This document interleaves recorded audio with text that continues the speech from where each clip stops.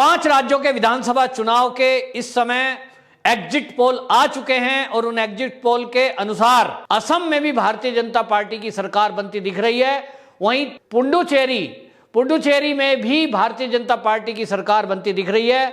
तमिलनाडु और केरल में पहले से ही भारतीय जनता पार्टी का कोई आधार नहीं था, लेकिन इस बार काफी अच्छी बढ़त केरल में होती दिख रही है। और वहीं आपको बताएं तमिलनाडु में भी गठबंधनों को सरकार मिल रही है, यानी भारतीय जनता पार्टी को 5-3 के स्कोर में 5 राज्यों के चुनाव में 3-2 से बढ़त हासिल दिखाई दे रही है। असम में आपको बताएं एनडीए जो बीजेपी के प्लस जो बाकी दल हैं उनको 78 सीटें मिलती दिख रही हैं, यूपीए को 38 सीटें और अदर्स को 10 सीटें जाती दिख रही हैं। यहां जब हम बात कर रहे हैं एनडीए की, तो इसमें असम गण परिषद बीजेपी के साथ है, जिसको मिलकर हमारा जो आकलन है उसमें 78 सीटें जाती दिख रही हैं। यूपीए ने, जो कांग्रेस है यूपीए में, उस यूपीए गठबंधन में कांग्रेस ने एआईयूडीएफ के साथ समझौता किया था और मौलाना बदरुद्दीन अजमल ये उस पार्टी के प्रमुख हैं। और यह समझौता कांग्रेस ने यह सोच के किया था कि 2019 का जो चुनाव हुआ है, उस 2019 के चुनाव में जो 28 सीटें मिली थी वो कांग्रेस के मुस्लिम विधायक, जिसमें 15 थे और 13 विधायक एआईयूडीएफ के थे। यानी कांग्रेस ने दिमाग लगाया कि मुस्लिम कैंडिडेट कुल 2019 में असम में कितने थे, तो उनकी संख्या थी 28 और उसमें 28 में 15 मुस्लिम चेहरे जो जीत कर आए थे वो कांग्रेस के थे और 13 एआईयूडीएफ के थे। तो कांग्रेस ने सोचा कि अगर हम एआईयूडीएफ के साथ मिल जाएं तो जो कांग्रेस और उसमें दोनों में मुस्लिम वोटों का बंटवारा हुआ है वो नहीं हो पाएगा और इस बार हम असम में कड़ी टक्कर भाजपा को देंगे और हो सकता है हम सरकार बना लें। इसी मंसूबे से उसने साथ दिया था। लेकिन आपको बताएं जो एआईयूडीएफ के हेड हैं मौलाना बदरुद्दीन अजमल, इन्होंने बड़ी चालाकी से चुनाव के पहले ये घोषणा कर दी और वो घोषणा ये थी कि हम कांग्रेस के साथ गठबंधन कर जरूर रहे हैं, लेकिन अगर हमारी पार्टी जीत करके आती है, कांग्रेस गठबंधन असम में जीतता है, तो मुख्यमंत्री कांग्रेस का होगा। यह घोषणा बड़ी सोची समझी रणनीति के तहत मौलाना बदरुद्दीन ने की थी और वो इसलिए की थी क्योंकि उनको लग रहा था कि यदि मैंने ऐसा नहीं किया तो भारतीय जनता पार्टी हिंदुओं का ध्रुवीकरण करेगी, क्योंकि मौलाना बदरुद्दीन वो चेहरा है जो हमेशा बांग्लादेशी घुसपैठियों की पैरवी करता रहा है और सीएए का विरोध करता रहा है। हमेशा ये कहता रहा कि यदि हमारी पार्टी सत्ता में आई तो हम सीएए को लागू नहीं होने देंगे। इसका मतलब उन्होंने साफ कर दिया था कि जो बांग्लादेशी घुसपैठी असम के अंदर हैं, जो रोहिंग्या असम के अंदर हैं, वो यहीं रहेंगे और हम उनको सारी सुविधा देंगे। इसको लेकर असम के जो लोग हैं उनके अंदर काफी आक्रोश था और इसीलिए आपको बताएं, चाहे गोरखा मुक्ति मोर्चा हो, चाहे वो असम गण परिषद हो, ये सब लोग इनके इस भाषणबाजी से नाराज थे। लेकिन कांग्रेस ने गठबंधन किया केवल मुस्लिम तुष्टीकरण के कारण, मुस्लिम वोट बैंक के कारण, और उनके दिमाग में एक ही बात रही कि असम में सीए का विरोध करने का मतलब है मुस्लिमों की वोट का मिलना। और इसलिए राहुल गांधी के जितने भी भाषण हुए उसमें वो हर मंच से यही कहते रहे कि हमारी सरकार आई तो हम सीए लागू नहीं होने देंगे। इस भाषण का असर यह हुआ कि जो कांग्रेस अपने को यह सोच रही थी कि हिंदुओं को हम मूर्ख बनाकर इनकी वोट तो हम ले ही लेंगे जाति के आधार पर, कुछ जो लोगों को टिकट बांटे थे, बाकी मुस्लिम वोट हमें एक मुश्त मिल जाएगी, कहीं एआईयूडीएफ के कैंडिडेट को मिलेगी, कहीं कांग्रेस के कैंडिडेट को मुसलमान वोट देंगे, अल्टीमेटली दोनों को मिलकर के सत्ता मिल जाएगी। लेकिन यह सपना राहुल गांधी का सपना ही रह जाएगा, क्योंकि अब जितने भी एग्जिट पोल आए हैं उनके अनुसार भारतीय जनता पार्टी की ही स्पष्ट बहुमत में सरकार असम में बनने जा रही है। आपको बताएं, कुछ टीवी चैनल पर यह डिबेट करी जा रही है, एग्जिट पोल के दिन बाकायदा वो याद दिला रहे हैं। एक बड़े पत्रकार हैं इंडिया टुडे ग्रुप के, वो तो बाकायदा उकसाने में लग गए अभी से।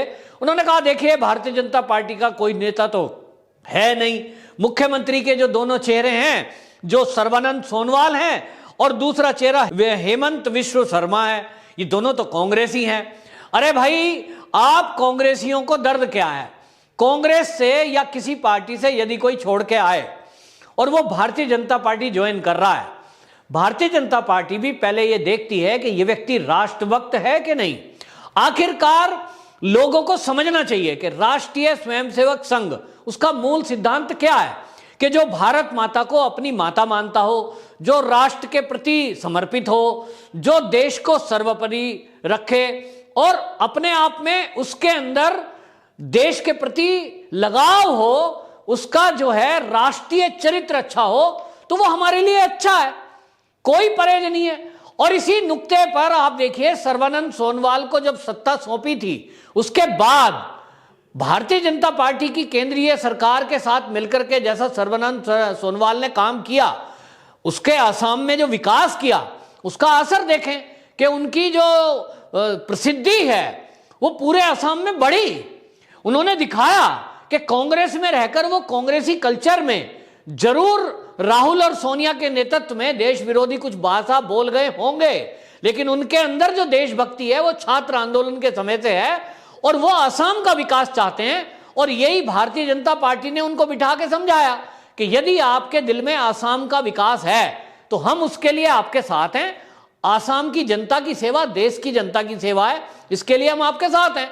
तो मुख्यमंत्री कोई भी हो, मुद्दा है राष्ट्र का विकास, मुद्दा है राज्य का विकास, और यह सर्बानंद सोनोवाल ने किया। अब दूसरा जो नेता, दूसरा चेहरा जिसकी चर्चा काफी है, हेमंत विश्व शर्मा। अब ये कांग्रेस में थे, लेकिन कांग्रेस छोड़ करके जब ये आए तो इन्होंने कारण बताया कि राहुल गांधी से मैं मिलने जब गया दिल्ली में, असम के बड़े नेता हैं लेकिन वो दिल्ली में गए, टाइम लेके गए, लेकिन राहुल गांधी जितनी देर ये उनसे बात करते रहे उतनी देर अपने कुत्ते को बिस्किट खिलाने में व्यस्त रहे। इन्होंने कहा जिस पार्टी का प्रमुख एक राज्य के अध्यक्ष को इस तरह से डील करता है कि उसको कुत्ते को ज्यादा प्यारा है, कुत्ते को बिस्किट खिलाने की फुर्सत नहीं है और हमारी बात नहीं सुन रहा है, ऐसी पार्टी में रह के क्या फायदा। और जब पार्टी छोड़ी और भारतीय जनता पार्टी ज्वाइन करी तो भारतीय जनता पार्टी ने एक बड़ा चेहरा है पहले बिठा करके बात की कि यदि आप असम का विकास चाहते हैं तो हमारी विचारधारा पे साथ आइए। तो क्या करना है, सीए हम लागू करेंगे, इसको इंप्लीमेंट कराने के लिए आपके विचार क्या हैं। उन्होंने कहा लागू होना चाहिए, क्योंकि इसके लागू होने से जो असम के मूल निवासी हैं उनके जो हक हैं उनकी रक्षा होती है और घुसपैठी अपने देश वापस जाने चाहिए। जो रोहिंग्या हैं, बांग्लादेशी घुसपैठी हैं, उन्होंने जो असम के मूल निवासी हैं उनके हकों पर अपना अधिकार जमा रखा है, उनको हक मार रखा है और इसलिए बीजेपी ने उनको आगे बढ़ाया। अब भारतीय जनता पार्टी का कौन चेहरा अगला मुख्यमंत्री होगा, ये जो विधायक दल की बैठक होगी उसमें तय होगा, लेकिन ये तय है कि सरकार तो भारतीय जनता पार्टी की बनने जा रही है। दूसरा, पुडुचेरी की अगर बात करते हैं तो वहां भी भारतीय जनता पार्टी को 22 सीटें, यूपीए को 7 सीटें और अदर को 1 सीटें मिल रही हैं।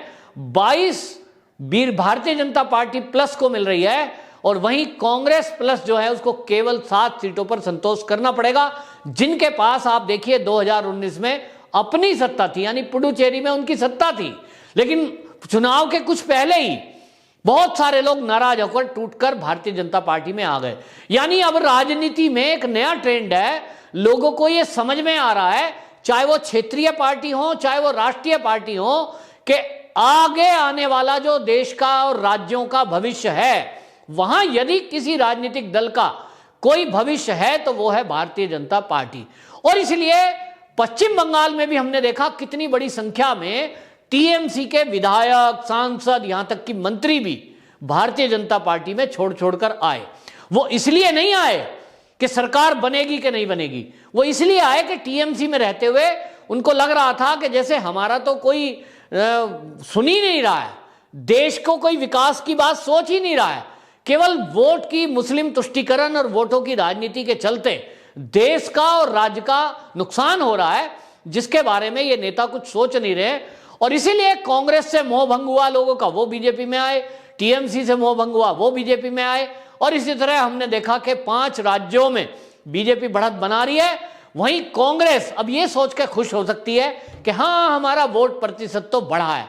और आप देखना, एडवांस में आपको एक न्यूज बता रहा हूं कि राहुल गांधी के बारे में जब फिर से आकलन होगा, सारे कांग्रेसी कहेंगे देखो भाई, हमारे राहुल गांधी ने पश्चिम बंगाल में तो मेहनत की नहीं थी, वहां तो वो थोड़ा ही गए थे कोरोना के कारण, इसलिए वहां तो हम इसलिए नहीं आए। असम में हमने मेहनत कहां की थी, थोड़ी सी की थी, हमारे जो दल थे उनको हमने आगे बढ़ाया था, इसलिए वो आगे आ गए। अब कहां बनी? केरल में। तो केरल में कुछ सीटें बढ़ी हैं, वो कहेंगे वहां राहुल गांधी ने बहुत मेहनत करी थी। वो कह रहे राहुल गांधी तो है ही वहीं का रहने वाला। अरे भैया, वहां वो सांसद बने हैं जरूर, लेकिन वो सांसद भी मुस्लिम तुष्टीकरण, मुस्लिम वोट बैंक के कारण बने, और वो छोड़ करके यूपी को गए, तो वो तो रणछोड़ बंदा है, और वो केरल में भी कोई चमत्कार दिखा नहीं पाया। केवल ये है कि पुरानी पार्टी है और कांग्रेस से गठबंधन, कांग्रेस से जो गठबंधन लोग करे हैं जिन दलों ने, उनकी सीटों पर आप इतराना चाहते हैं तो इतरा लें। बहरहाल पांचों राज्य के चुनाव में ये निश्चित हो चुका है कि राहुल गांधी फ्लॉप नेता साबित हुए हैं। वहीं मोदी जी के नेतृत्व में भारतीय जनता पार्टी का उभरता सितारा है, और अब अगले जो भी राज्य आएंगे वहां मोदी जी का जादू बरकरार है। इन चुनावों में भी बरकरार रहा है। बीजेपी का वोट प्रतिशत और कैंडिडेटों की संख्या लगातार बढ़ रही है, चाहे वो केरल ही क्यों ना हो। वंदे मातरम।